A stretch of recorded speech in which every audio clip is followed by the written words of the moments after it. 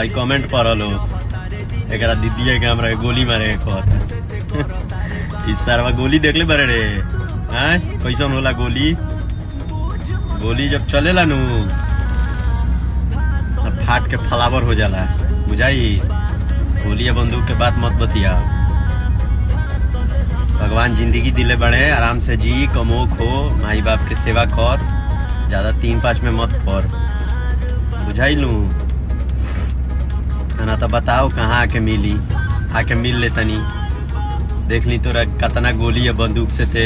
खेले वाला भइल बड़े कितना रखले बारे गोली बंदूक ये सब ना करे के बबुआ तो कहीं धरा जीव सोझो जीव लगभग गोड़ ध के रोए कि भैया गलती हो गई माफ कर दो तो ये सब ना करे के काम पर ध्यान दो।